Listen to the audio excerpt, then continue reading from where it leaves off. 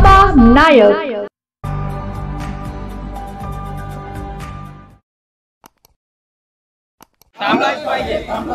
दुष्कृत्य करणाऱ्या आरोपींवर कठोर कारवाई झालीच पाहिजे। भारतीय संविधानाचा विजय असो। परभणी येथील आंबेडकरी वसाहतीमध्ये कोम्बिंग ऑपरेशनच्या नावाखाली सुरू असलेला अत्याचार व अटक सत्र तात्काळ थांबविण्यात यावे।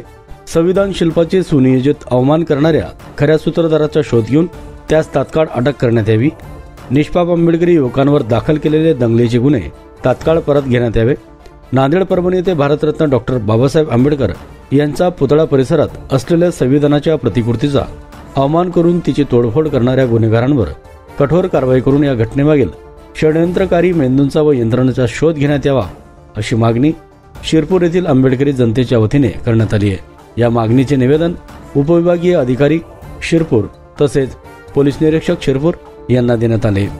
आज सर्व शिरपूर तालुक्यातील बौद्ध आंबेडकरी जनतेच्या वतीनं आम्ही सर्व या ठिकाणी शिरपूर पोलीस स्टेशनमध्ये दिनांक 10 डिसेंबर नांदेडच्या परभणीमध्ये डॉक्टर बाबासाहेब आंबेडकरांच्या पुतळ्यासमोर असलेल्या संविधानाच्या शिल्पाची मोडतोड करण्यात आली, त्याचा अवमान करण्यात आला। त्या संदर्भात त्याचा निषेध करण्यासाठी सर्व शिरपूर शहर व तालुक्यातील सर्व जनता या ठिकाणी उपस्थित आहे। त्याचबरोबर परभणीमध्ये आंबेडकरवादी तरुणांचं जे काही अटक सत्र सुरू आहे किंवा परभणी शहरामध्ये आंबेडकर वस्त्यांमध्ये रात्री कॉम्बिंग ऑपरेशन करून पोलिसांच्या वतीने आंबेडकरवादी जे तरुण आहेत त्यांना अमानुष मारहाण होत आहे, त्यांचं अटक सत्र सुरू होत आहे। या माध्यमातून पोलीस त्या तरुणांचं आयुष्य आणि भविष्य उद्ध्वस्त करत आहे। त्याचा निषेध करण्यासाठी आम्ही तमाम आंबेडकरी जनता या ठिकाणी उपस्थित आहोत।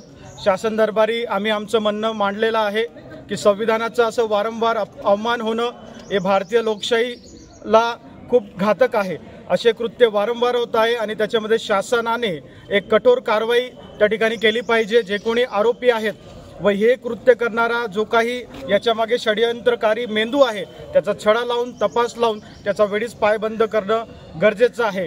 अटक सत्र, कॉम्बिंग ऑपरेशन आणि तरुणांची मारहाण तात्काळ थांबवली गेली पाहिजे, अन्यथा येणाऱ्या काळामध्ये आम्ही तीव्र आंदोलन करू अशी मी या ठिकाणी आपणास माहिती देतो। बाबा नायक।